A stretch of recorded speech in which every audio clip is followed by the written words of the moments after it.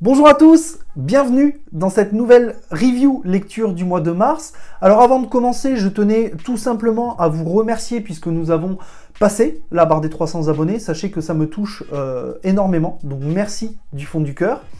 Et deuxième point, eh bien la vidéo avec Max Faraday sortira le mercredi 24 mars.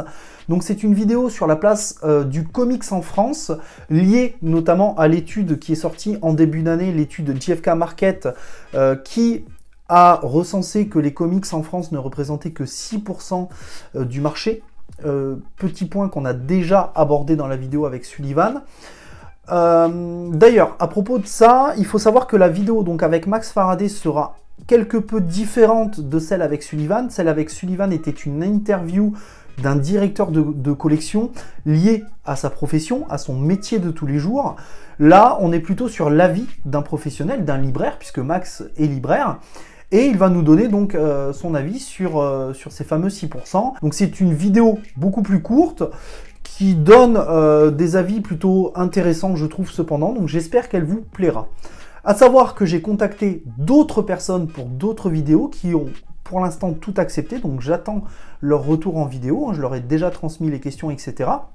Et je peux déjà vous dévoiler les thématiques. Il y aura notamment la place du comics dans l'enseignement, la place de la traduction dans les comics, la place du comics shop en France et enfin la place du comics dans les médias. Donc je vais essayer de voir pour sortir une vidéo tous les mois en fonction des réceptions que je vais avoir de ces personnes-là puisqu'elles sont très occupées aussi. Allez, on commence tout de suite avec la review lecture donc du mois de mars.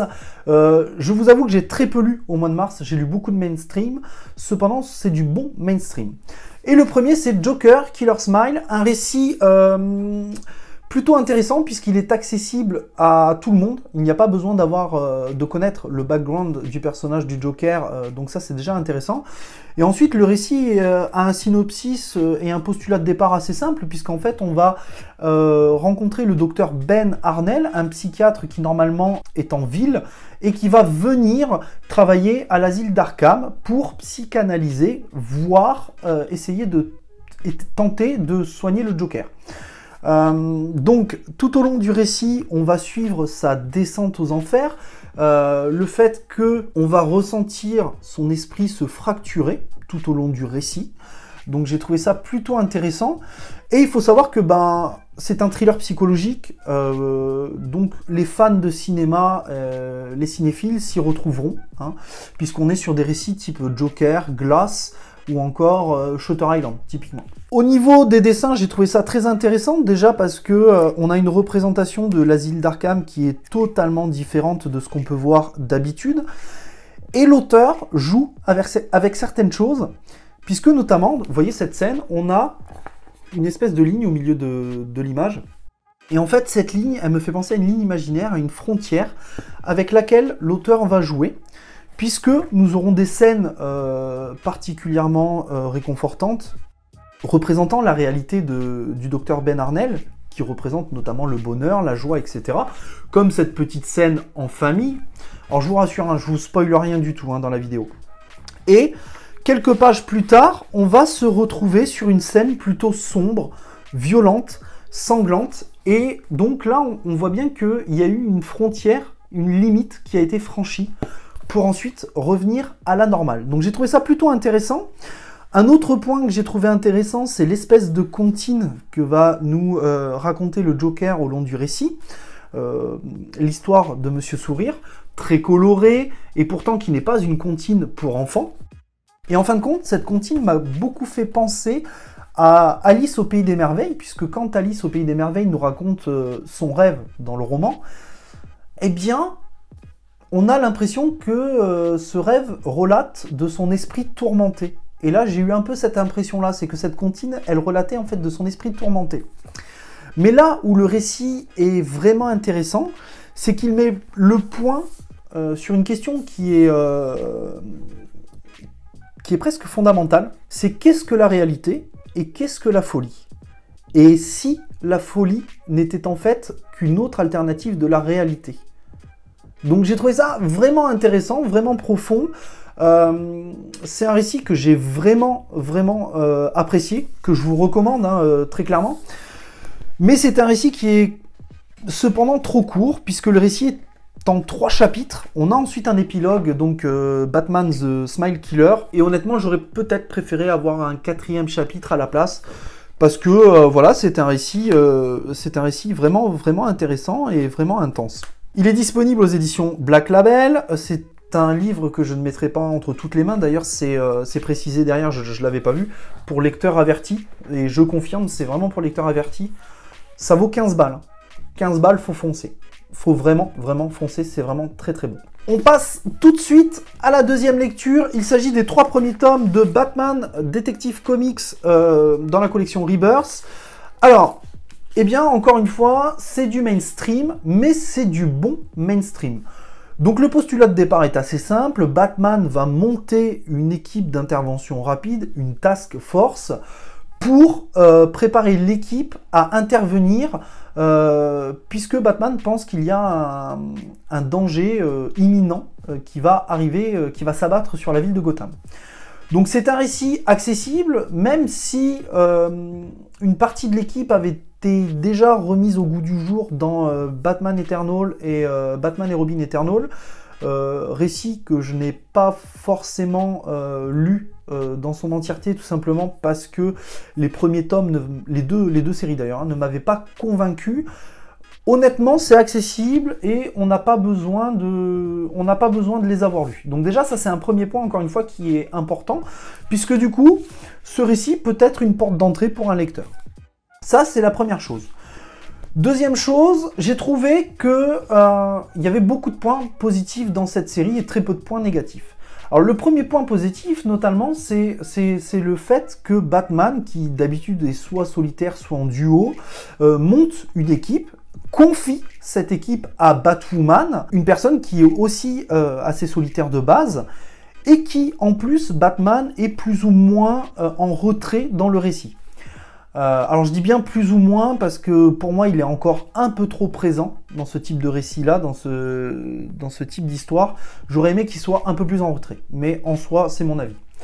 Deuxième chose, j'ai trouvé intéressant la réutilisation de certains personnages, comme Stephanie Brown notamment, qui a été à une époque une Robin. Et j'ai trouvé intéressant les nouveaux antagonistes qui apparaissent dans ce récit, notamment. Alors celui-là, donc on a la Colonie, hein, qui est un groupe de méchants qui utilisent plus ou moins les mêmes méthodes que Batman, mais sans se soucier des dommages collatéraux. Le but, c'est vraiment d'atteindre leur mission. Et dans le deuxième tome, notamment, pour pas trop vous spoiler non plus, parce que je veux pas vous spoiler, on a le syndicat des victimes, donc c'est le titre à chaque fois, des comics, donc je vous spoil pas vraiment,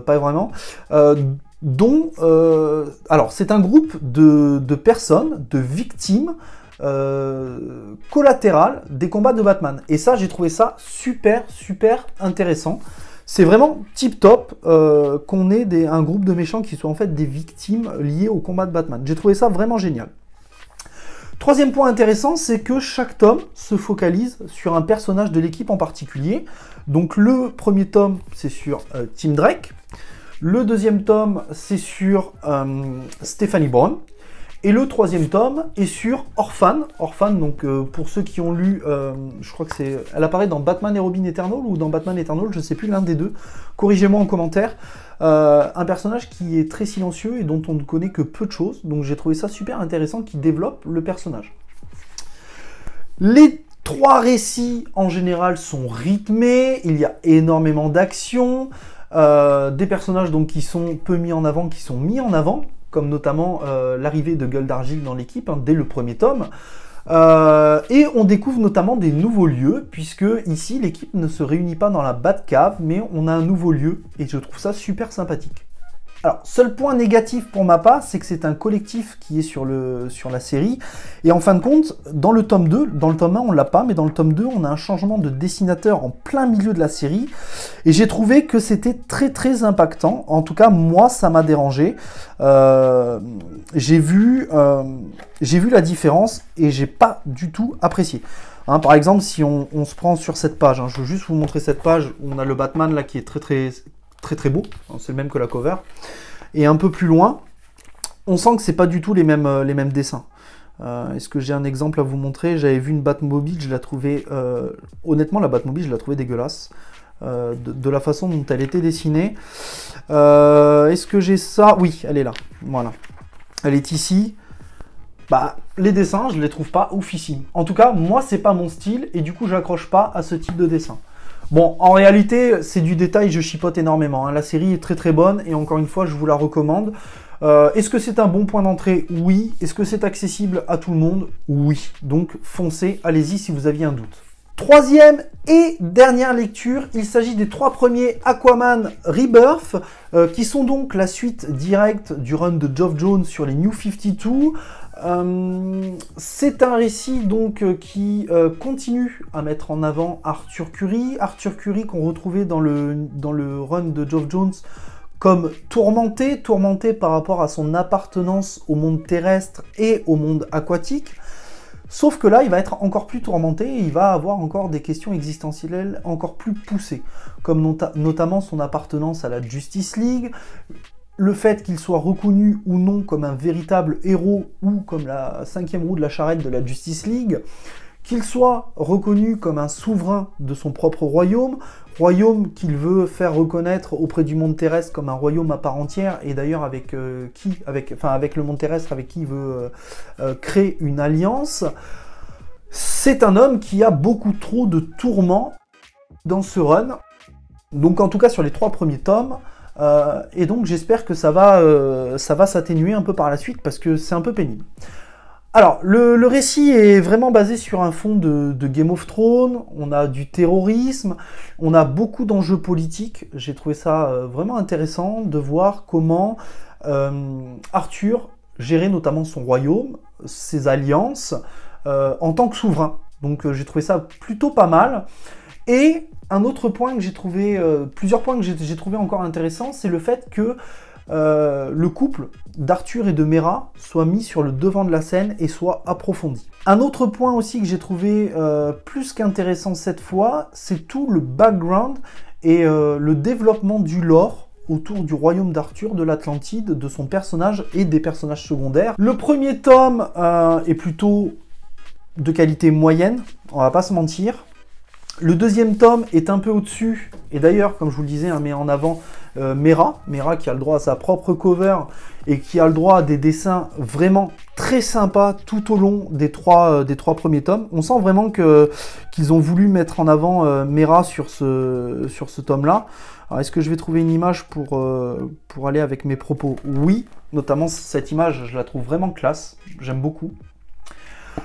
Petit point négatif cependant dans le deuxième tome, on nous fait intervenir un personnage qui s'appelle Deadwater, qui n'apparaît qu'en VO sur le run de Geoff Johns et qui n'apparaît pas en VF, et j'ai trouvé ça dommage. Bon, on n'est pas perdu pour autant dans le récit, mais je trouve que c'est dommage de le faire intervenir maintenant et qu'il n'était pas dans le run en VF. C'est un peu dommage. Par contre, là où j'ai pris une énorme claque, c'est le tome 3. Avec l'arrivée de Stjepan Sejic, donc pour ceux qui le connaissent, il a fait Arline, que je vous conseille très très fortement. Et là, visuellement, on prend une grosse gifle. Je crois qu'il y a encore une image avec Mera qui est juste magnifique, je vais vous la trouver, ça vous spoilera pas. Et donc on a d'autres personnages, donc là, regardez cette image, comment elle est magnifique. Je la trouve superbe, sublime. Et donc, on a l'approfondissement d'un anneau, ce qu'ils appellent un anneau, qui est en fait un quartier de l'Atlantide, et qui va être développé, et qui va apporter encore plus de background et de lore au niveau d'Aquaman et de son royaume. Et ici, notamment, dans le 3e tome, on parle des bas quartiers, des quartiers pauvres. Et j'ai trouvé ça super intéressant de voir un autre type de population de l'Atlantide, puisque c'est vrai que quand on regarde le run de Geoff Johns, quand on regarde le début du run d'Aquaman, bah, tout le monde a l'air d'aller bien en fait dans son royaume. Il n'y a pas de riches, il n'y a pas de pauvres, tout le monde vit bien. Sauf que non, en fait, c'est pas le cas. Et j'ai trouvé ça vraiment très très sympathique. Ces 3 premiers tomes sont un run plutôt correct. Maintenant, si demain on me pose la question de savoir ce que je conseillerais pour le moment, si je conseillerais les Aquaman Rebirth ou les Aquaman de l'époque Renaissance, je pense que je conseillerais les Renaissance qui sont pour moi largement supérieurs en termes de qualité à la fois de scénario et de partie visuelle. Et je trouvais que Geoff Johns avait rendu les lettres de noblesse au personnage. Donc voilà, c'est une série pas mauvaise, elle est correcte. Maintenant, je pense que c'est les 3 moins bons tomes que j'ai lus ce mois-ci. Pour moi étant d'abord Joker Killer Smile qui est vraiment en haut du classement et derrière Batman Detective Comics. Voilà, j'espère que cette review lecture vous a plu. Je vous souhaite à tous et à toutes de bonnes lectures pour la suite. On se retrouve samedi prochain avec la review achat. Prenez soin de vous et n'oubliez pas, de grands comics impliquent de grandes lectures. À très vite!